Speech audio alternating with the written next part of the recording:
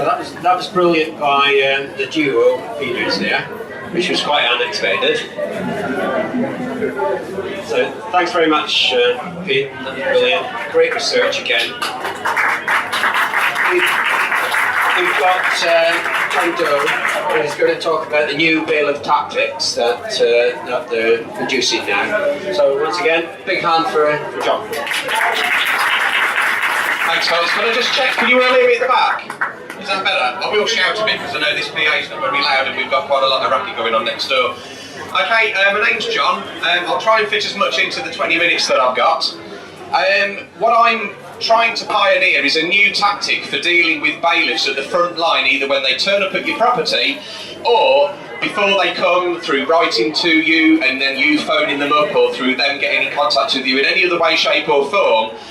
And how it is we need to effectively make the shit stick to that bailiff as a man or woman, nothing to do with them being a bailiff or an employee or an acting agent for the courts, the council, whoever.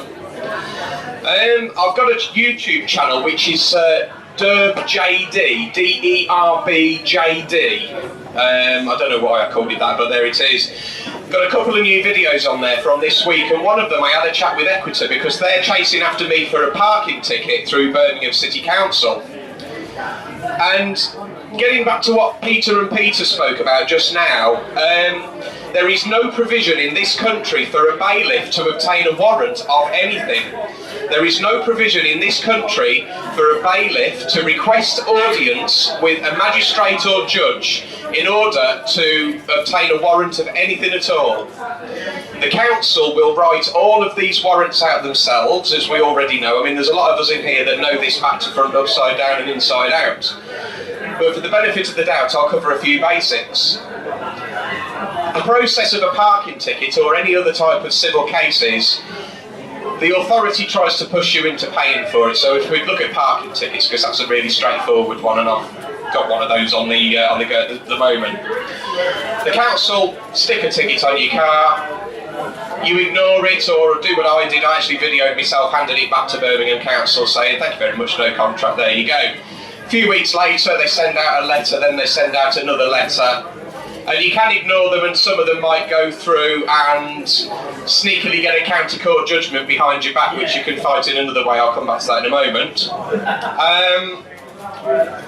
It's alright, bear with me, I'm running on caffeine and pure faith today because I got about 2 hours sleep last night, which is why I'm all rosy cheeked. So, getting back to the fact that bailiffs have never got authority, it's going to be a case of fighting that bailiff as a man and putting a warning to them which needs to kind of, we want to go for their consciences really rather than anything else, because if a bailiff turns up, they'll hide behind their corporation, they'll hide behind the business that they work for. I am an acting agent of so-and-so and I'm from the court so-and-so. Obviously they're not. So this is the scenario. A bailiff comes to my property, for example, with whatever type of warrant he's got. We know them as EX96 forms. That's all it is. It's not a real warrant. The reason is because in a civil case, magistrates and judges will never sign and seal a real warrant of execution or arrest or anything, because it's not criminal law. You'll never get a real warrant with a judge's signature with their full human being name written underneath it, because that means that if they did, that magistrate or judge is accepting liability in the matter. Should they be wrong, you can countersue or prosecute them under criminal law, because obviously it's fraud in the first place. Why is it fraud? Because none of you have ever signed a contract to the council to say, oh yes, I'll pay a parking ticket should I get one. Gladly. Nobody does that, so there is no contract. Everything's civil law. There must be a signed contract between the two parties, preferably in wet ink, but these days a lot of people do things through email or through PDFs. So, just have a quick drink because I'm rattling on something rotten and I'm going to lose my voice. Coke straight in my eye there. I don't know whether you got that at the back. Okay, so the scenario, a bailiff turns up at the door. Hello, Mr. Bailiff. Let's see your paperwork then. Oh no, they won't show the paperwork. They keep the original, allegedly, back at the office. Of course they do. So you ask them, where's the court seal? If you're not aware, real warrants have got a waxy corner or a square area of the paper which is squeezed through a machine, and it will emboss the court logo seal onto the real warrant. Are you with me? Like an old MOT certificate, the garage would squeeze the paper through a machine and it would put the name and address of the garage on there to kind of authenticate it as a true document. That's what you have with a real court warrant under criminal law, never under civil. So that's the first thing missing, there's no seal. Then when it gets to the signature bit, you've got a scribble that you can't understand. Whose name is it? Nobody knows. Are they a real person? Probably not. Is it a PDF graphical signature, or is it done in wet ink? Usually the former. Underneath that, what it will say is Justice of the Peace. Who is Mr. or Mrs. Justice of the Peace? They do not exist. The reason they don't exist, and the reason no actual human being will put their name to a fraudulent document or warrant, is because that's putting them in accepting liability in the matter, so that of course they could be prosecuted back by you because they're acting fraudulently. So getting back to the bailiff on the doorstep, what I do, and I'm asking for opinions on this from people that know a lot about all these sorts of things as well, because I want to cover all tracks basically. I want to make sure that I'm not putting myself up for liability, but this is how it goes. Number one, the bailiff has got two options. Firstly, they disappear, they pass the matter back to whichever authoritative body gave it to them in the first place to act on, usually the councils or whoever. Let's have another swig of this pop again. So the bailiff disappears, they pass the matter back, enough done. Another bailiff, a different human being this time, might pop down and have another knock on the door, but you can give them the same two options. So that's option one. Take the matter back, pass it back to the authoritative body, and I don't want to deal with you, thank you Mr. Much third party interloper. Option number two. You stay on my doorstep and threaten me, harass me, try and push past me, try and levy goods rather than take my property, because obviously there's a bit of legalese in here. They always talk about goods, they never talk about property, because your property is your property. But they can levy goods to cover the invoice, or notice, or CPS, or whatever they call them. So you stay on my doorstep and you give me trouble, harass me, try and break in, go round the back, try and open the patio doors, whatever you want. And what I'm going to do is I'm going to utilise the resources of you guys. The people that we've got are, 25,000 members and growing now, I think. Between Response UK, Beat the Bailiffs and the Banks, GetOutOfDebtFree.org and all the other associations that bring us here today. I'm going to use the resources to my advantage, and what I'm going to do is I'm going to find out all about you, Mr. Bailiff. I'm going to find out who you are, where you live, your family members, the car you drive, the job you do, the people you work for, everything. Your days as a bailiff are numbered, my friend, because we are shutting you all down, as you can see.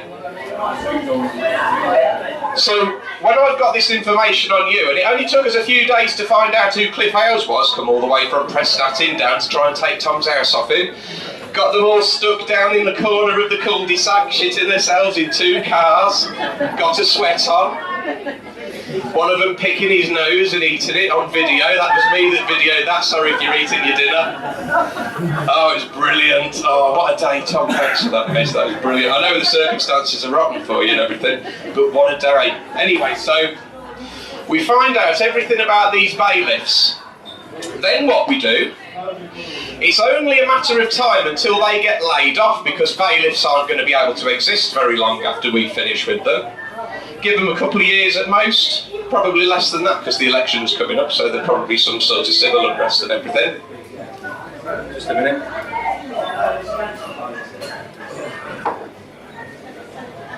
So we find out everything about Mr. Bailiff.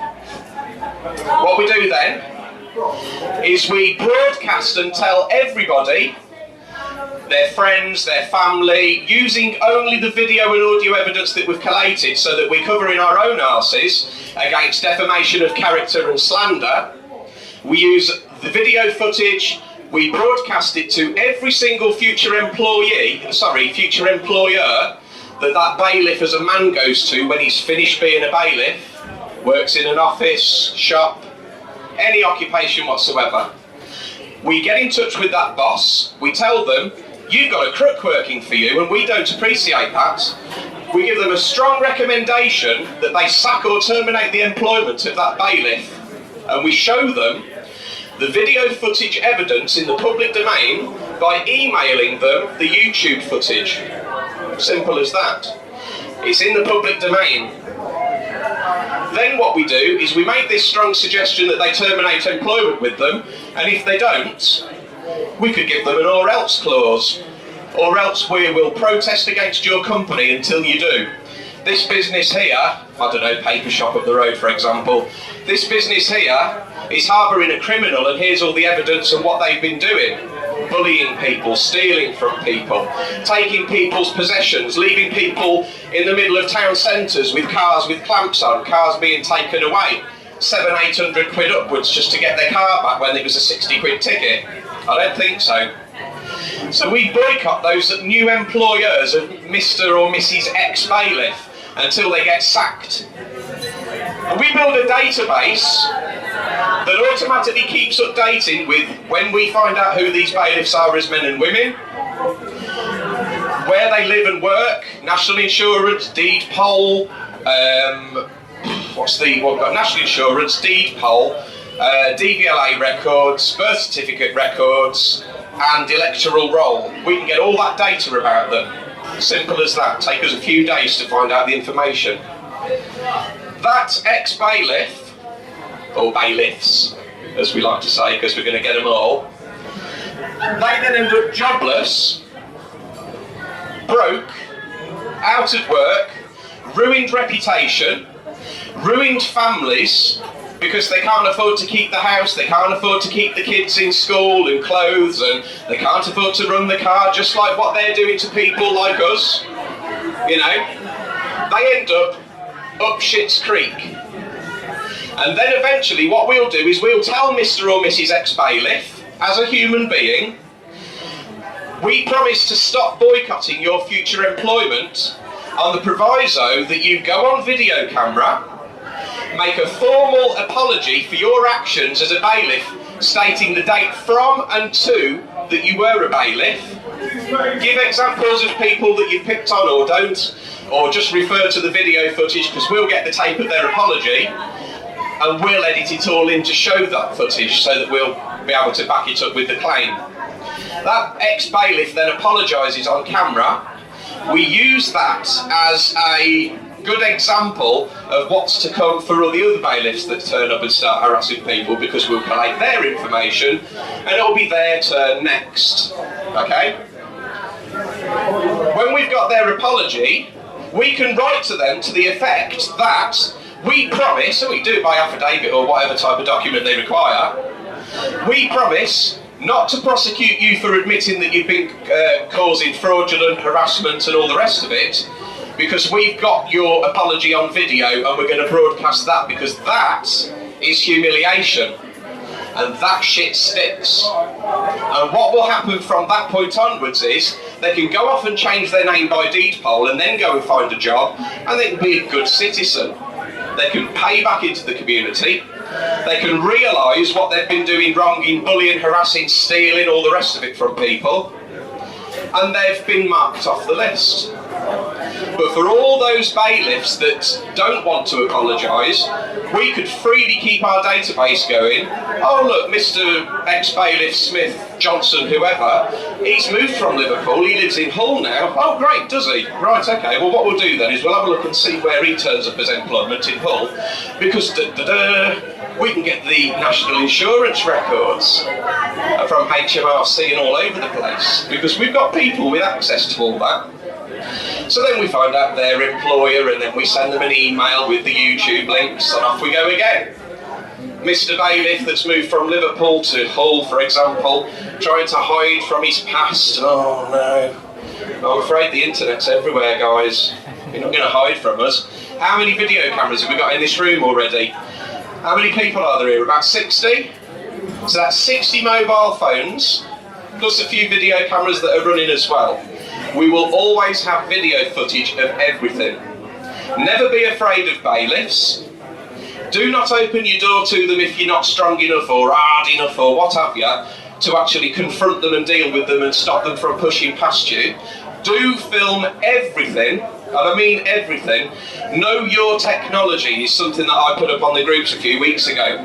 It's no good with an iPhone that's got about half a gigabyte's worth of memory left because you've got all your favourite tunes on there as MP3s and family photos, running out of memory or running out of battery.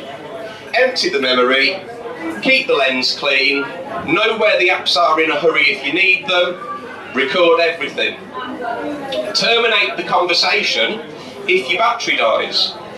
Go back in the house and lock the door. Or if you're inside with a little window open because you don't want to go out there in case they barge past you, which is against the rules anyway, terminate the conversation until you've gone and got a new camera, battery, tape, whatever, but film everything, make them accountable for everything, because going back to the first thing that I just mentioned, that is the evidence that we require in order to continuously prosecute them as a man or woman after they've been laid off or sacked or they've quit being a bouncer. How does that sound for shit sticking? Do we agree? Because I don't know about you guys, but frankly I've had enough. I'm waiting for Equita to turn up on a parking ticket for Birmingham, and I'm not going to pay them a single penny, as you can probably tell. And I've had this phone call with conversation with them the other day, and it's on my YouTube channel. I think it's called Phone Call to Equita, Conversation with Robbie, brackets Robber, you know. And I don't think that anybody's going to turn up, but if they do, I mean, it's going to be great because I'll film them and then we'll have a bit more fodder. Quite simple as that, really. See if there's anything else I need to know. Parking. There's a worry about you having your car towed away or clamped.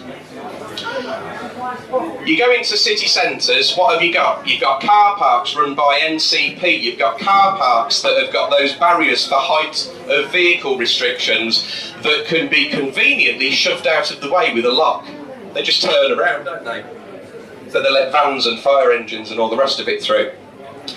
You park your car in there, you come back, your car's gone, you call the police, they say, oh no Mr Smith, your car's not been stolen, your car has been taken away to £1, and now it's going to cost you £700 to get it back. Car park defence 101. Don't use a car park, use a multi-storey car park. Park your car up inside a multi-storey car park. If you can find an end of a row where there's a wall, and then maybe where the ramp goes up to the next level, park it in a corner so that you can turn your steering wheel towards the wall. If you've got a front wheel drive automatic, unfortunately you've got to put it in park, so your front wheels are going to be locked as well, so it'll skid backwards rather than turn into the wall if they try and tow it out. But they won't be able to get in there to put anything underneath it. They won't be able to get their van up there in the first place. So there'll be no more car park theft of your car on the back of a tow truck waving it goodbye while you're down the Sunday market. None of that. Multi-storey car parks. Know how to park your car properly with the steering turned towards a wall. If you can make it so that if you've got like a back-wheel drive car or a manual gearbox car, your front wheels should stay disengaged, your handbrake will do your back wheels, and wherever they try to tow the car because they can't get to the front, because you parked it inwards frontly, it'll turn and it won't go up on the, what do you call it, the winch. So yeah, know your technology, blank your tapes or memory cards, tapes, Christ I sound like, oh back in the day VHS. Blank your discs and your memory cards, charge your batteries up, clean your lenses.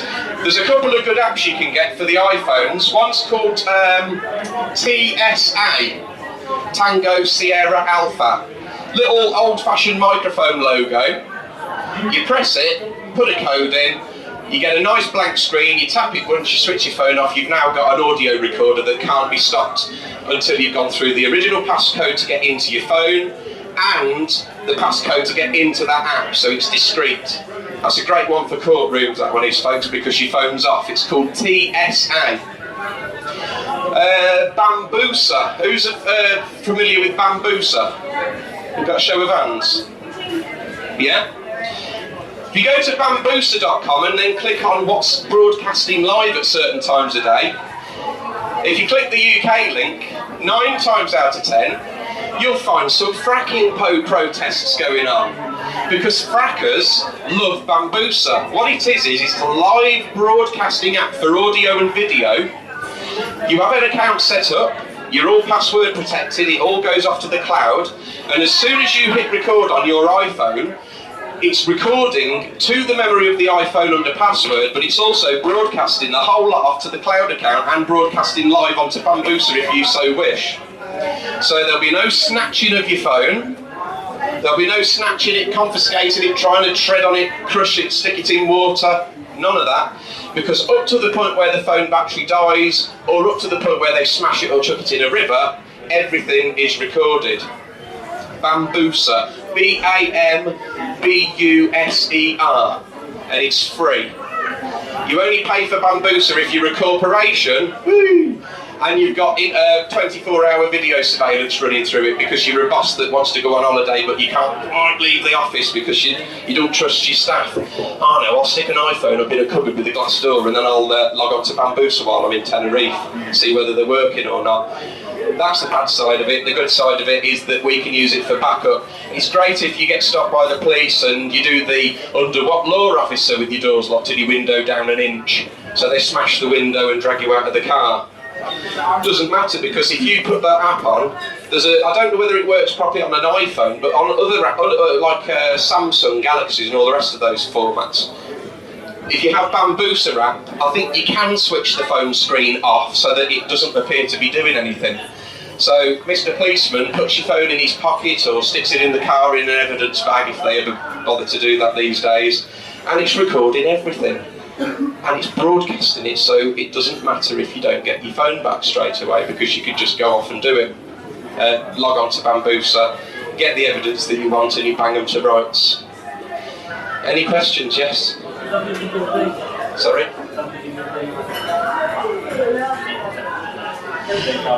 On Bambuser, in any instance it's best if you can free up as much memory on the chip inside the phone as you can. If you can get 16, 32 or 64 gig smartphone, you're winning. You don't have to have it on 1080p, 720p is plenty. 640 by 480, low quality is even better. Doesn't show everything, not very good for screens of text and whatnot, but you get more video and bang for your buck, so you'll be able to record longer.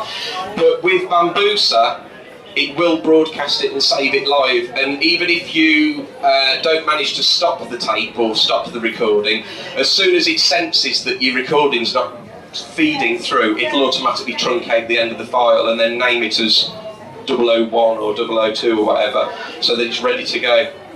Does that answer that question? Is it using your mobile data to put it on the cloud? Yeah, it will use your data allowance to upload to Bambuser. So if you're on a pay-as-you-go smartphone, make sure that you've got plenty of credit. If you're on a contract smartphone, check your contract and see how much free data transfer you've got, because upload they count as the same as download these days. So if you're on a 4 gig a month package, then Bambuser will be uploading and using your data capacity for the month. Which is another good reason why, if you don't need to use 1080p or 720p high resolution, just use 640 480 and you'll get more recording time if you record into the chip inside the phone, and you'll be able to record for longer without having a massive bill from your phone company. Any more questions?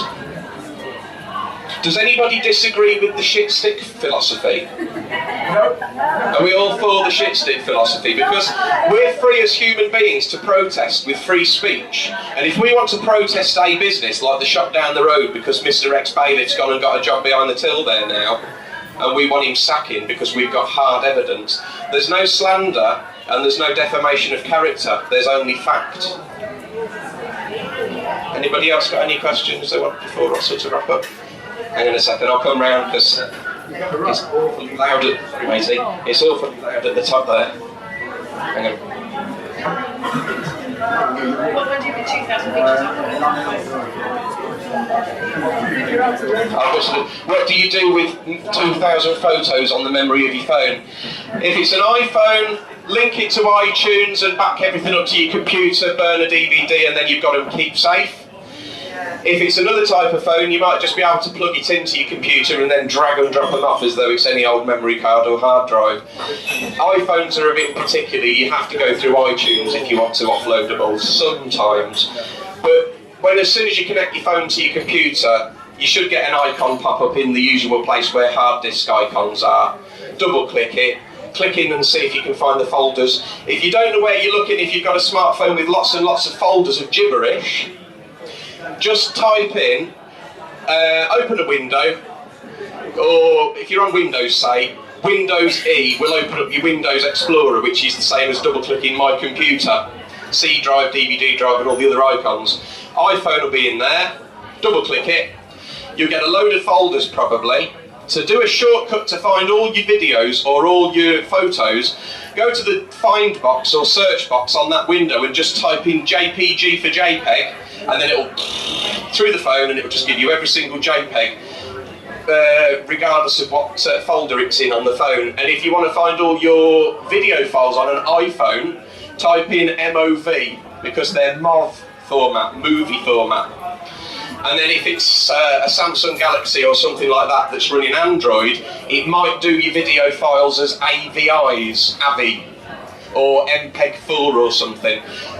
Sift through the files. Whatever a normal video file is, like MAV, AVI, whatever, you can shortcut it by double-clicking your phone icon, search for the file extension JPG, MOV, AVI, whatever, and then you can just get them all, select all, copy, go to the hard drive on the computer, paste, make sure that you've got everything that's precious to you, and then wipe the memory on the phone.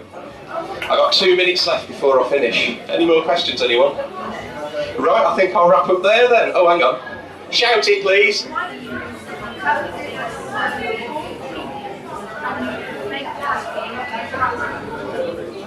So that gets sorry. Make light I'm a born comedian. I don't think I'm a born comedian. Yeah. Oh, check out my YouTube channel, it's wicked. You have to be as nonchalant as possible, no emotion whatsoever. Let them get heads up. Right, I think my time's up then, folks. Thank you very much. That was absolutely brilliant. At the end of the talk there, it was a strange language. I mean, I've still got I'm still trying to get the typics off my screen on the computer because I don't know what he's talking about. Right.